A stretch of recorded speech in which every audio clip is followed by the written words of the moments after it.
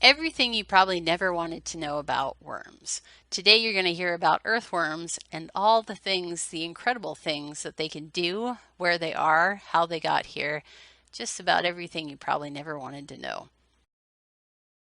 First off, why do you think you like earthworms? Earthworms are really incredible animals, we know that. Birds eat them, but are there a few other reasons why you like earthworms? Earthworms can compost waste.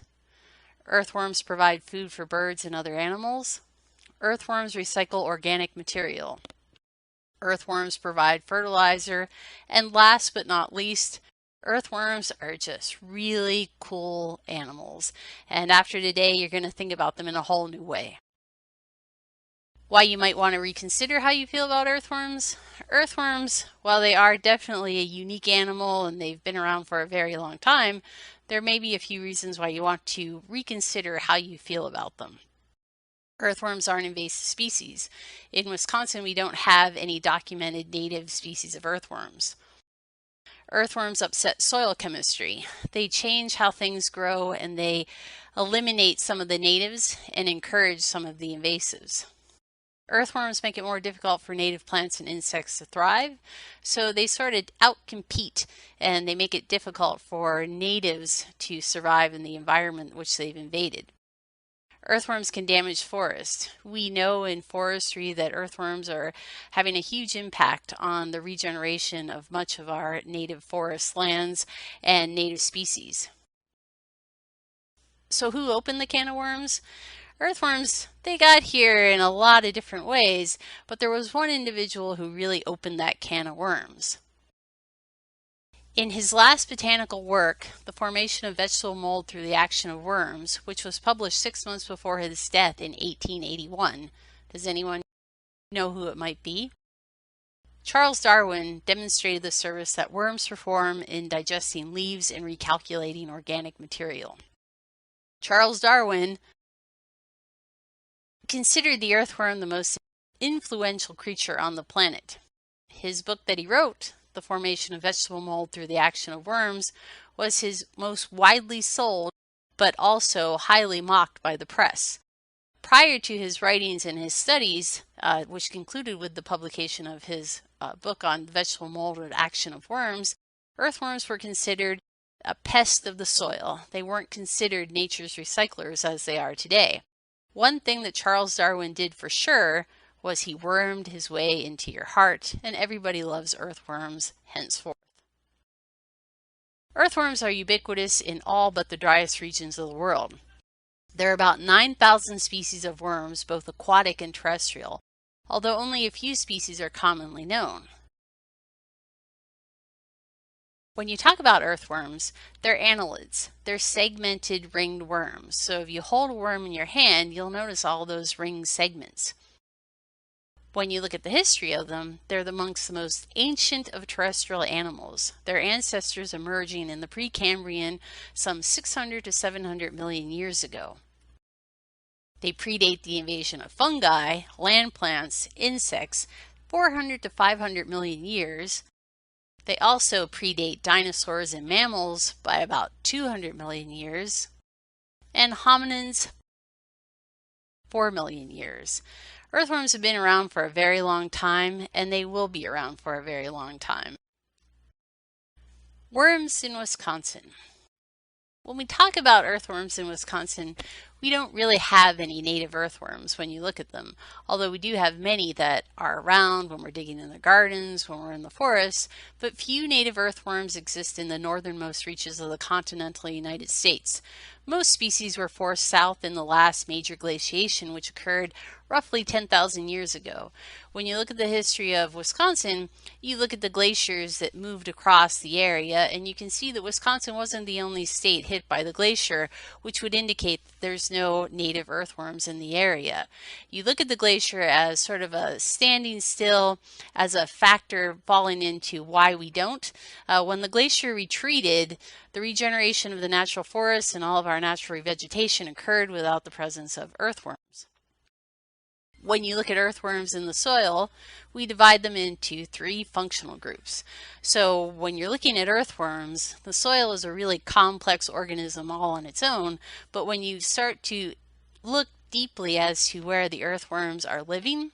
First, you look at the epigeic, which are the litter-dwelling species of earthworms. Then you look a little below in the topsoil is the endogeic. And then you look for my favorite earthworm of them all, which everyone is pretty much familiar with, is the asciic. And that would be that night crawler that everybody can purchase at the BP or the Quick Trip if they're going to go fishing. When you look at earthworm ecology, worms eat dirt. They're in the soil. They consume decaying organic material, so that's leaf litter. In a forest, the favorite food of a worm will be the sugar maple leaves. It's loaded with carbohydrates and sugars, and they pull it down into the soil, and they turn that over, creating that organic material that so many people are interested in because they think it's feeding the plants, where you're actually fertilizing species that don't take up that fertilization. They disrupt the soil layers, and so when you're looking for an earthworm in the soil, they're in all different parts, horizontal and vertical. And I'll give my plug for one of my favorite books by Gary Larson. He actually, while he's known as a great cartoonist, he actually started his career as a biologist. So if you want a quick and dirty way to figure out earthworms, I highly recommend this book. Earthworm biology. Earthworms are promiscuous polygamous hermaphrodites, but some reproduce parthenogenically. Does everybody have that? Basically, it boils down to that earthworms like each other's company. So most of them are hermaphrodites. So earthworms mate. In the spring and in the fall, it's earthworm mating season. And when you look at the body of the earthworm, you'll notice all those segments, so those ring sections. They all play a role in how they reproduce. Earthworms are really incredible animals that each one of those segments in that clitellum, that slightly off-center band, really plays an important part in how they reproduce and what comes off of the body of the worm. Earthworms have 5 hearts, but they don't have any lungs. Their body acts as their breathing mechanism. So that's why after a rainstorm, you see earthworms up on the soil, you see them on the sidewalks, because they've come up because they need to breathe. When you look at earthworms and how they mate together, the clitellum, so they fertilize one another and then they go off on their own and then they shed cocoons. So cocoons fall off into the soil, and if you're really lucky, you'll be able to see those cocoons when you're digging in your soil. They almost look like little golden orbs. But when you look at earthworms mating, it's an interesting thing that they do. They produce that slime that nobody likes to get on their hands when they're handling them. But they'll stay in this formation for roughly anywhere from 3 to 4 hours. They're enjoying one another's company and they're fertilizing one another so that they too can shed cocoons. When you look at earthworms that we have in Wisconsin, some of the ones that you're familiar with, and you can take a closer look at the size of the cocoons and what they look like in these slides. But a lot of the ones that we're familiar with, whether they're in your garden, whether you're purchasing them to go fishing, whether you happen to be digging around in a natural area, the Lumbricus terrestris, the night crawler, is very common. The leafworm, Lumbricus rubellus, extremely common. The pink nose worm, the red wiggler, the small leafworm, all of these worms you can find really easily in Wisconsin, and you can see their cocoons and the size of them. Very common and not at all too disturbing when you find them in the soil. Some of them will be in higher populations than others. They all can have an effect on the regeneration of the forest, but it depends on what functional group you're fitting them into. If earthworms are so widespread in Wisconsin, so one of the questions always is, well, why are they a problem?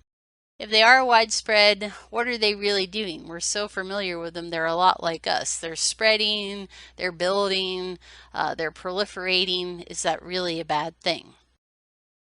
Well, what happens to a forest, or what happens to the woods or a natural area when earthworms come in, you can see that they can change it dramatically. When you look at the soil and the soil layers, earthworms have a tendency to change that. And they're very close to humans when I always point out to people that earthworms can change the environment to suit their survival. That's a lot like us. They're going to change it to survive, much like we've been doing time and time again. Wherever we go, we do this, and wherever earthworms go, they do this as well. When you look at the slide up close, you can see that a lightly infested forest, there's build up leaf litter, so meaning there's leaves build up from numerous years, and that's providing almost a skin over the soil. When you look at a forest, you never really want to see a bare soil, because when you have bare soil, you have little diversity, you don't have anything protecting the soil, it encourages erosion, it opens it up to invasive plants coming in, and it really changes the dynamic of how things will grow. And if you look at the soil layers in this slide, you can see in a lightly infested area, the soil layers are still there. They're very prominent. You can see them. It's defined. When earthworms move into an area and it's newly invaded, you can see that the soil becomes really compacted. There's no leaf litter. You have exposed roots. You have few plants remaining in diversity. And you can see that the erosion is really changing those soil layers. So it's blurred quite a bit. Why are earthworms damaging? Well, they can be very damaging. When you look at these slides, I often will say this to any logger or forester or landowner that we work with: what's wrong with this picture? When you look at this picture of a forested area, it almost looks like a manicured lawn. Interesting thing is that we know that earthworms are in there, or they've moved through there. The species that you see on the understory is Pennsylvania sedge, which is a native for us. But it's a native that can take up a niche when things have really changed in the soil. So when the mycorrhizae really changes, that fungal relationship changes, Pennsylvania sedge will move in because it isn't bound to that. It's a lot like an invasive species. It isn't bound to that fungal relationship, which so many of our natives are. This picture to me indicates that there's a lot of different things that could be having a factor on why this forest is growing this way, and one of those things is earthworms. It's not only earthworms, it can be fragmentation of the land, it can be overharvesting, high grading, different things that are occurring, but earthworms are definitely playing a role in why this looks the way it does. Earthworms droppings are denser than the native soils, and it can really compact rather than aerate it.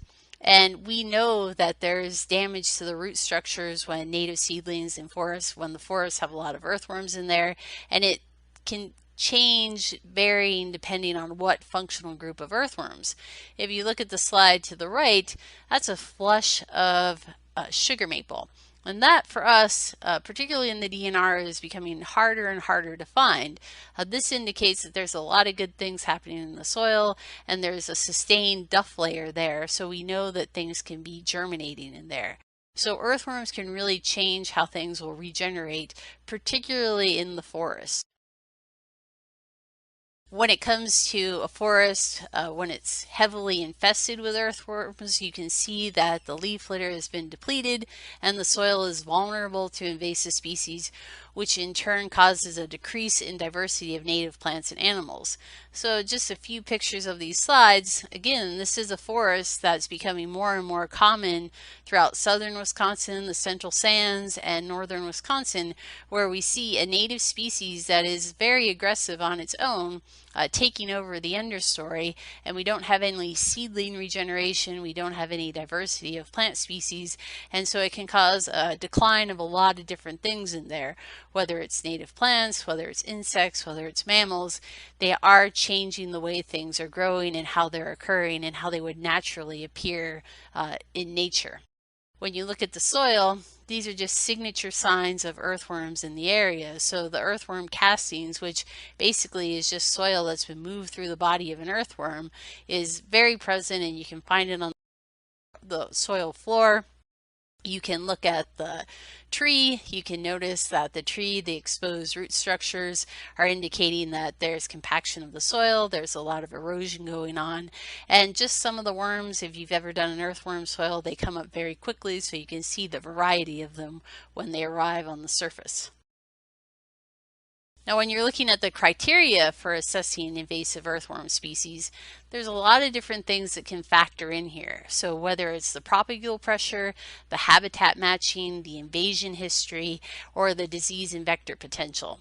A couple of things that will always pop out to you are the frequency and size of the introduction. So how frequently are they being introduced to an area? What is the likelihood of introduction into a matching habitat?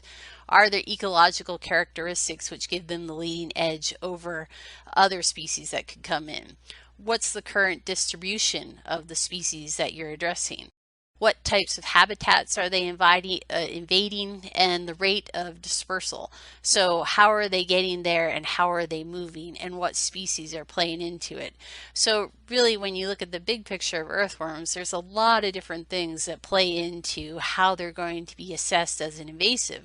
While we do know that we don't have any native earthworms in Wisconsin, when we look at all of the European and now Asian earthworms that we have in the state, we can definitely pinpoint that some species are much more threatening to our native species than others.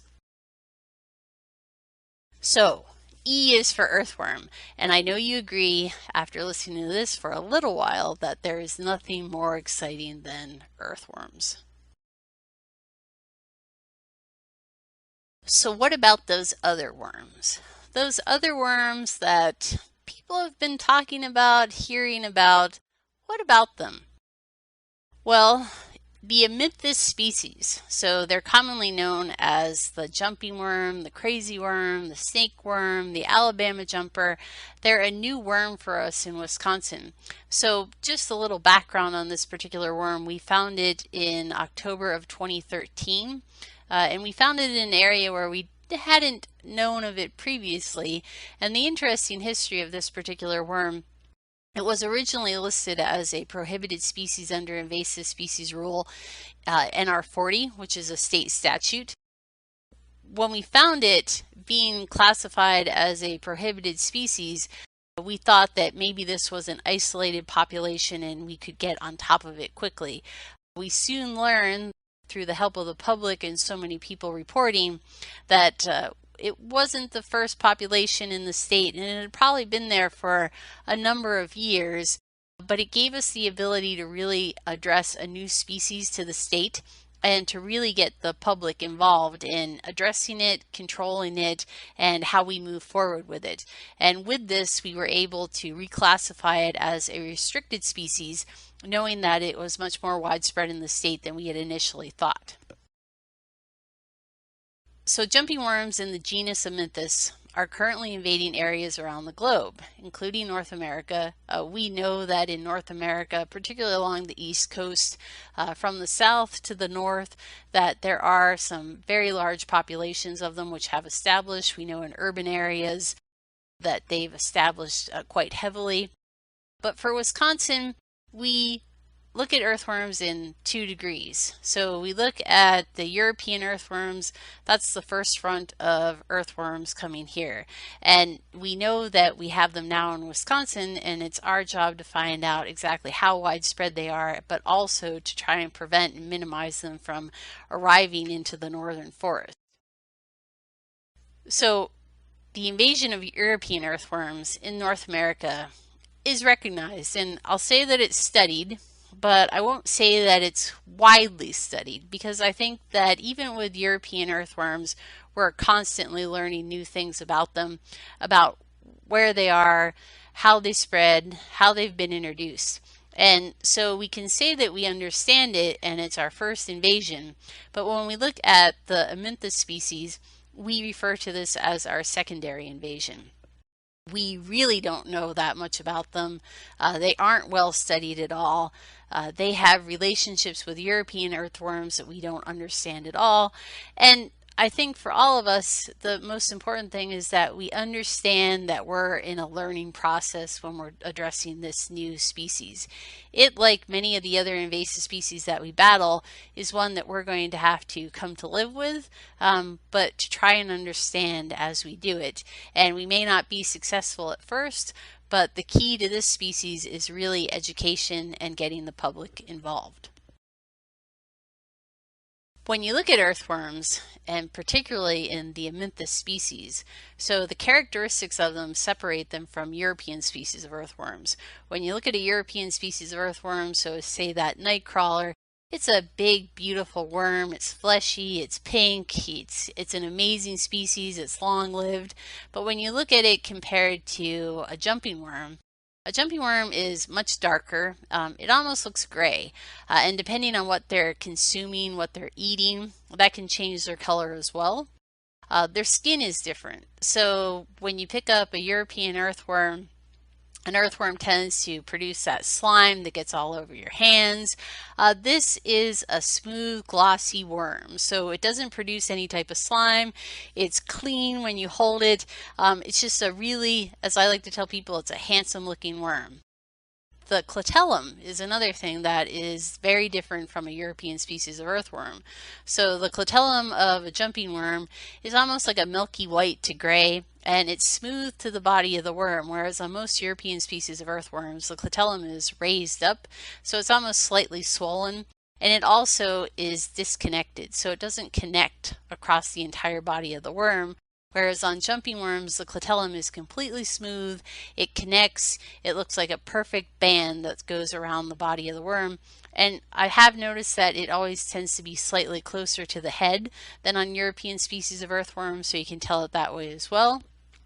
Another factor as to identifying them and telling the difference between them and a European species of earthworms, while European species of earthworms are very beautiful and unique and big and you can find them, they're not very active.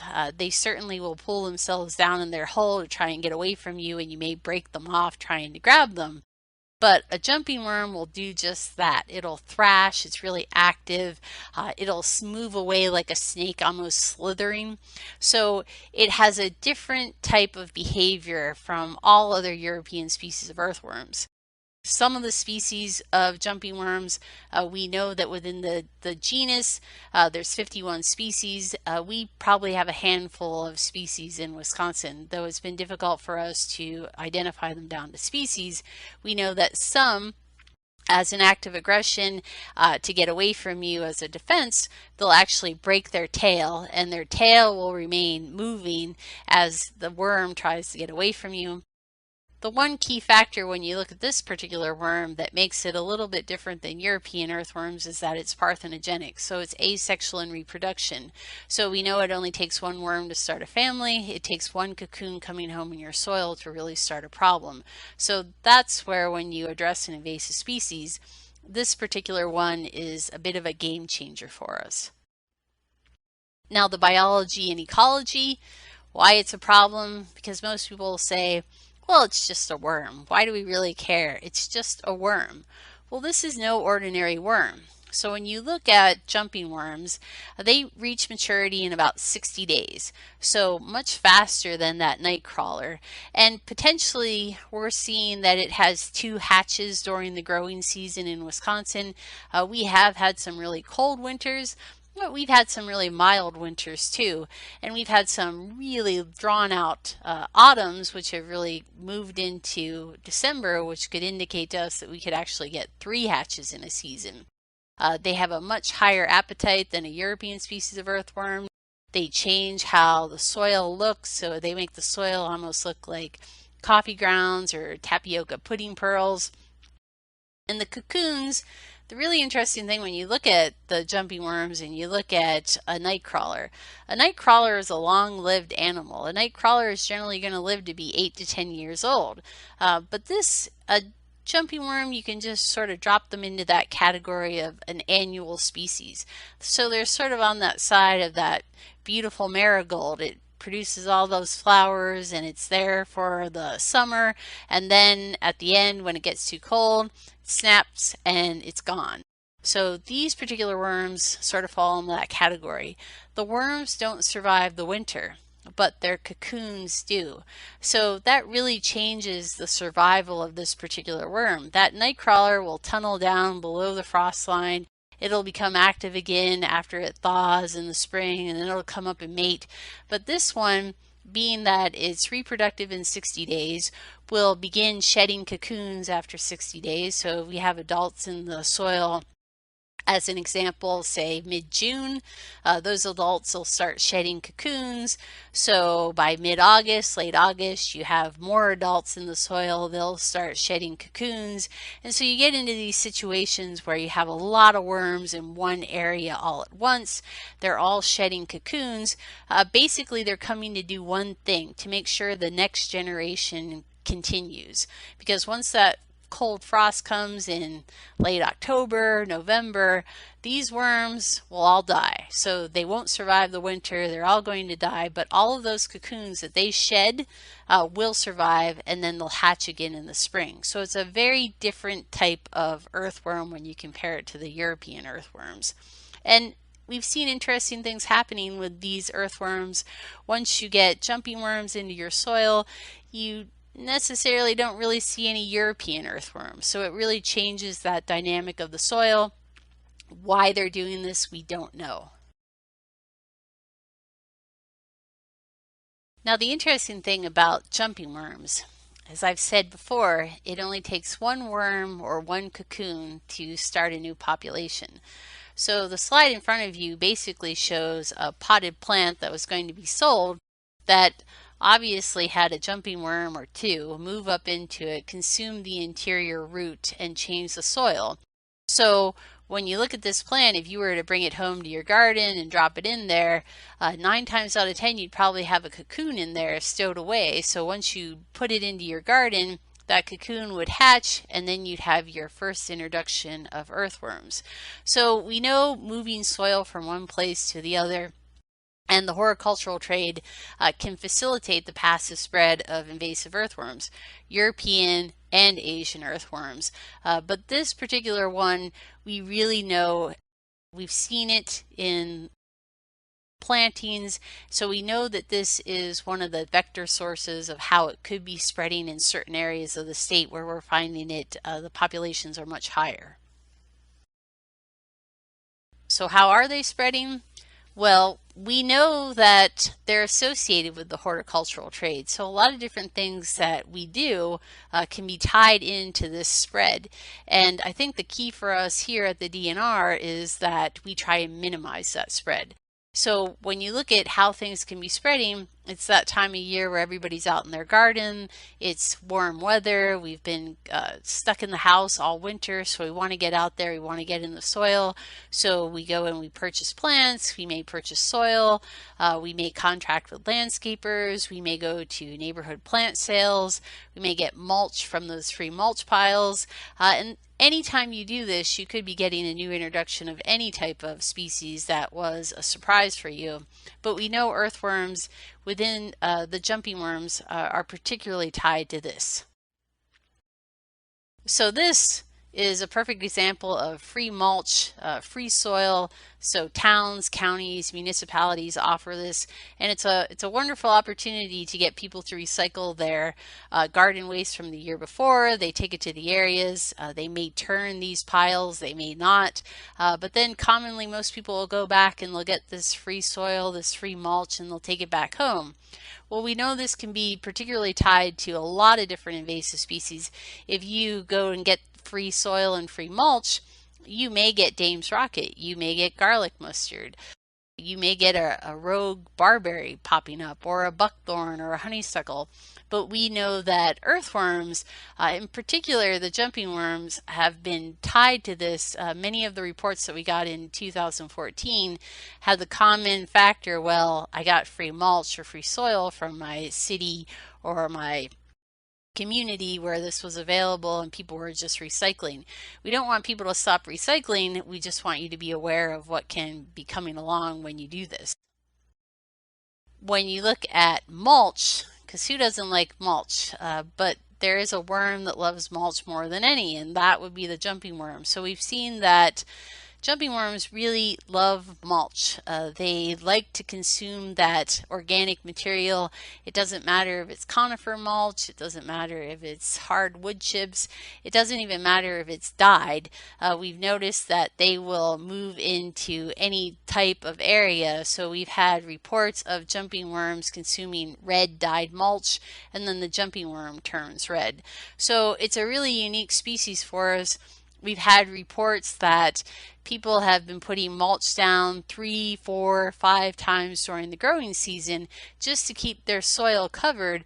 What essentially is happening is that they have jumping worms in the area and they're just feeding that population, because this worm has a much more voracious appetite than any European earthworm, so it's hungry all the time, so it's going to eat this mulch completely. So we were talking about wood mulch, but what about leaf litter? Leaf litter is another thing for us that, if we could get everybody to recycle their leaf litter on their own lawn, it would probably be a good thing. But so many people are tied to the practice of raking their leaves off to the side of the road, and then the city, the town, the municipality comes along and they grab all the leaves. They may take it back to their own facility. They may contract out with other facilities. But leaf mulch is great, but we know that jumping worms are quite fond of it, and it's another vectoring source for them as well. Plant sales. We know plant sales have been one of the largest vectors for us. We've worked with many people, many neighborhoods, communities that have been concerned about plant sales. Plant sales are a wonderful thing to get people involved in gardening and to get them outside. But we also know that one of the common practices of plant sales are people digging up plants from their yards, splitting them, splitting their perennials and selling them. But one of the things you have to look at are the soil. So you can't really see the adult worms in the soil when plants are being sold for plant sales, but you can look at that soil structure. So in working with a lot of different people, a lot of different organizations, we've asked that if you do know that you have jumping worms in your soil, then it's probably best that you don't participate in the plant sale this year, and you refrain from digging up your plants and sharing them, because moving that soil from one place to the other and holding that plant can start an introduction of jumping worms. So many people have chosen to purchase plants from nurseries instead of digging them up in their yard if they know or suspect that they have populations or infestations of jumping worms. Again, great practices, but we just want people to be aware. The soil, looking at your soil and how the signature and the texture of it can really be an indicator of whether or not you may or may not have jumping worms in your area. Again, the soil, we ask people to look at your soil because, again, we found them in all different types of planting materials. So we've worked with the green industry, and we will continue to work so just to get information out on it, because of course nobody really wants to knowingly spread an invasive species. But this one being a worm with cocoons that you can't identify in the soil, that you can't really see, it's been difficult for us. So again, education is the key to getting information about this particular species to everyone. Now nurseries are an interesting place. We've worked with them, but you have to understand practices within a nursery. So with nurseries, commonly they can be growing plants in all different areas of the United States and then shipping them to a processing area, which may be Minnesota, but some of those plants could have been grown in Texas, Florida, Virginia, and then shipped to one area, and then that origin stamp becomes that final place where they're being shipped out to everyone. While we haven't seen a lot of problems with nursery stock, and nurseries are very conscientious of their soil and how they're growing things, it's another thing that we've asked the public to be aware of. Look at the health of your plants. Look at the soil that you're purchasing it in. It can be an indicator of whether or not you're introducing something. Everybody's had that experience of planting something they purchased from a nursery or a big box store, putting it in the garden, and they had a new surprise plant come along with it. So it isn't anything new that we're surprised about, and we've worked with the DATCP inspectors, and they're really informative, and they provide a lot of great information to the nurseries. Landscaping. Landscaping is another facet of how this worm can be moving. Common practices for landscapers is to go in and take care of the lawns. In the fall, they rake up all of the debris, all the waste, and they take it back to their facility. And they may have big call piles, they may have mulch piles, and they may or may not turn those piles to hit temperatures. But landscapers have been on board because, of course, they don't want to be moving another invasive species to the next client from another client. So cleaning equipment has been something that's really key for them, particularly dealing with earthworms. Bait. Well, how can we not talk about bait? Because bait for fishing, everybody is tied to, well, these worms sound like they would be great bait. Now, the interesting thing about bait and earthworms is that we can look at a lot of the spread of night crawlers and a lot of European species of earthworms into our forested areas. We can tie it directly to bait, because who hasn't gone along fishing on a big lake and then at the end of the day you have extra worms left over, so you thought you were doing a good thing for the forest, so you dumped the rest of that bait off onto the side of the lake, and you were actually introducing an invasive species to the area. So we can look at huge tracts of land all throughout Wisconsin, and we know that those worms got there through the action of bait, because people really thought, well, these extra worms, they'll be good for the soil. We'll aerate the soil. They're doing a good thing. When we've asked the public, really, what you want to do with your bait is to dispose of it like you would trash. So at the end of the day, if you have leftover worms, get rid of them in the garbage, put them in the freezer. But again, with this particular worm, the jumping worm, as we've pointed out, it is a restricted species, so it can't be knowingly sold in the state as bait. So we've never found it being sold as bait. But given the biology of this particular worm, it's not a good bait worm to begin with, because it's a much firmer, tougher worm. So if you were to take a jumping worm and to try and put it on your fishing hook, instead of that fishing hook just running right through it like it would a night crawler or a red wiggler, that fishing hook would actually cause the worm to pop. This worm, it has a slightly tough body, so it's almost like a slightly overstuffed bratwurst, which seems to be really appropriate for Wisconsin. All right, so now that we've talked about jumping worms, their biology, their history, we've talked about how they're spreading, how they could be spreading, possible introductions, who's impacted? So most people will say, well, who's impacted? Basically, everybody's impacted by them. Homeowners, gardeners, composting, mulch, landscapers, nurseries, cities, towns, municipalities. So what did we do when we found out that these worms were going to be they were a threat to everyone, and they could spread to just about everywhere. So we said, well, who can we get involved, and who got involved? And basically the list of people that we knew that were going to be impacted got involved in helping us get the word out, spread information, and educate fellow people about these worms. And what did we do? Well, everyone started coming up with some ideas, and most of those ideas were just common sense. So what did we do? We recommended BMPs, so best management practices and reasonable precautions. And basically, in a nutshell, reasonable precautions means intentional actions that prevent or minimize the transport, introduction, possession, or transfer of invasive species. Reasonable precautions include that, but are not limited to best management practices, BMPs, for invasive species.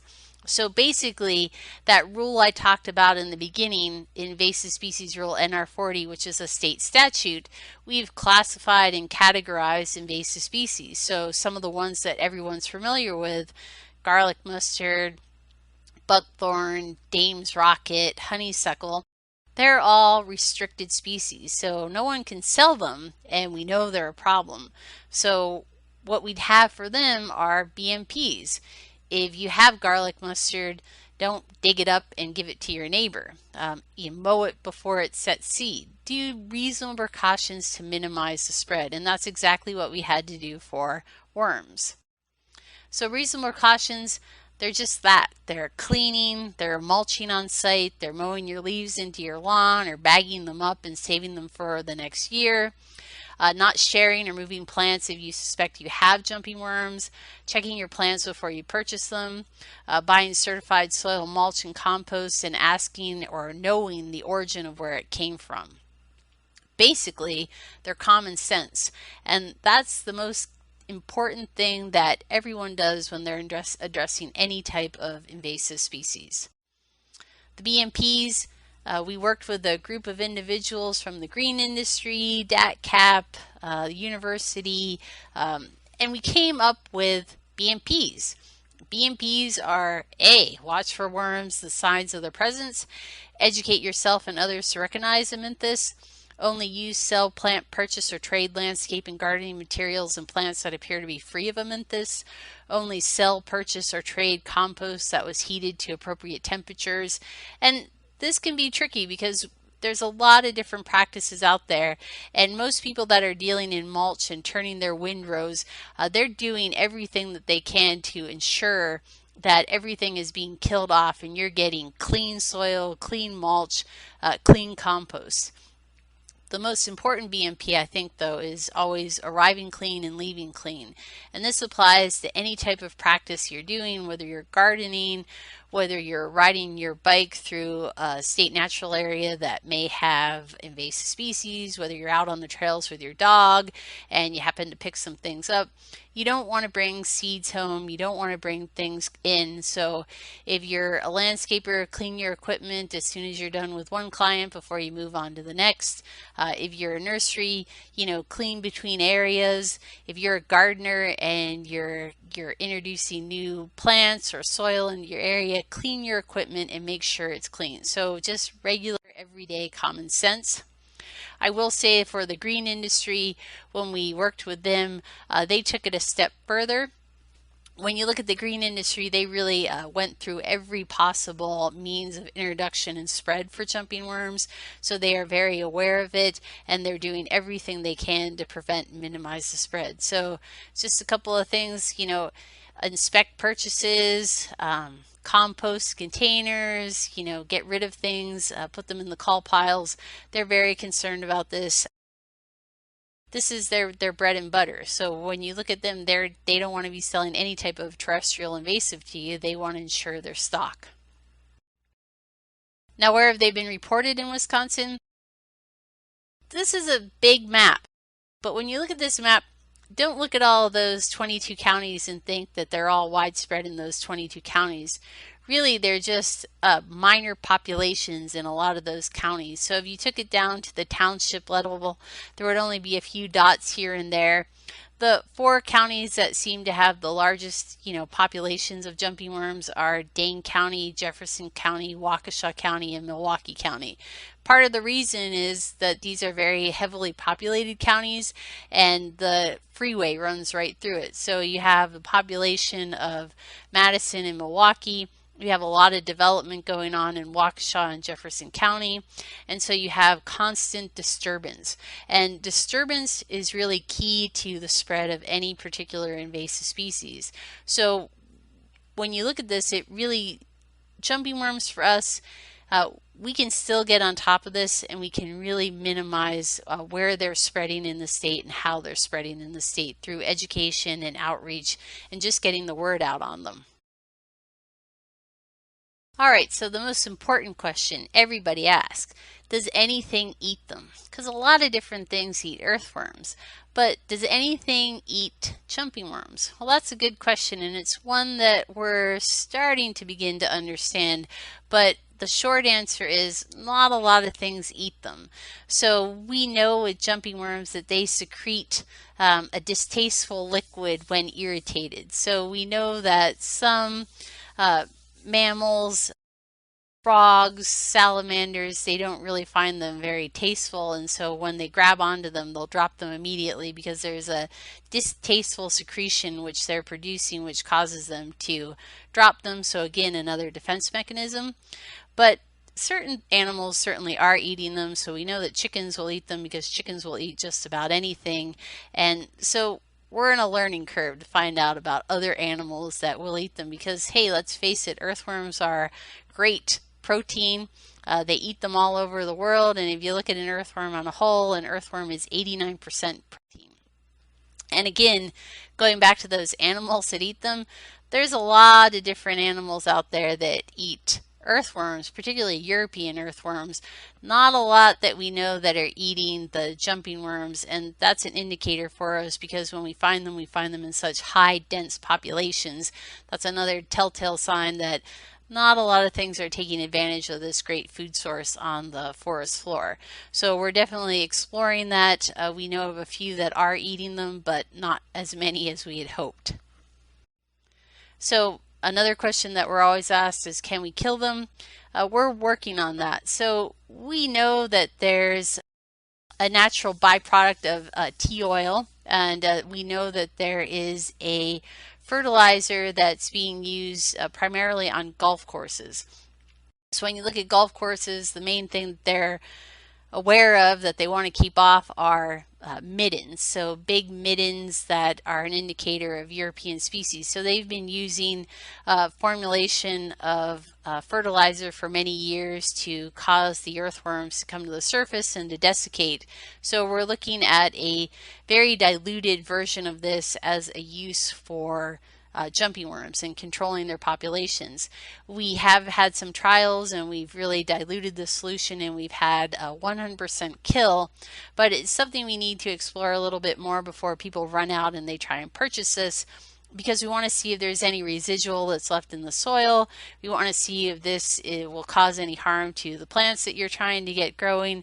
So hopefully by the end of 2016 we'll have more substantial results on that and better information that we'll be able to provide to the public. In concluding this and ending this, talking about earthworms all day, there's a few other options. So there are animals that eat earthworms, and I know a lot of people as gardeners, they're not really fond of moles, but moles are a really incredible animal, and the moles, their number one food source is earthworms.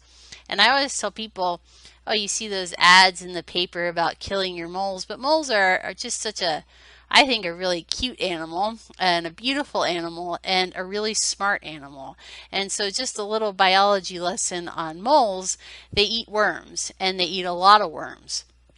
On average, a mole has to eat 1 earthworm every hour. So they're eating 24 earthworms an hour. So they love European earthworms. We're just starting to see that, yeah, maybe they're eating a few of the jumping worms, but they aren't quite as fond of them as they are of European earthworms, but then who wouldn't be? But they eat a lot of worms. So even if you want to keep down that population of European earthworms in your garden, you should embrace your moles. So they make a few tunnels, but actually what they're doing is really beneficial for you. And moles have a really complex life, and they're really interesting animals. They mate, and when they mate, they raise pups. And those tunnels that they build through your yard, which disrupt it, you don't like them because it pushes up your turf and you think that they're doing all these bad things. They're actually hunting earthworms. And moles, when it's mating season, and right now it's mole mating season, and they're starting to raise their pups, they need to have more worms. So they need to have those refrigerators, those cold lockers full of worms. And the interesting thing about a mole is that a mole actually has a neurotoxin in its saliva. So when the mole grabs onto the worm, it sort of puts that worm in sort of this sort of suspended state. So they're almost like zombie worms. And then the mole will take those worms and they'll store them in those larders and they'll hold them, and because they have to feed the pups. And so if they're eating 24 worms a day and they're feeding their pups, they need a lot of worms. So if you ever look at a mole hill and everything that's going on in there, you can actually open them up and you can see those areas where you'll have dozens and dozens of worms sort of in this zombie state, just waiting to be eaten by the mole. So they're actually doing a really beneficial thing for you. And so I always tell people, embrace your moles. So with that, I know there's lots of questions. So if you have any questions, you're more than happy to send me I'm more than happy to have you send an email, give me a call at the DNR, and we can talk more about worms. Thank you.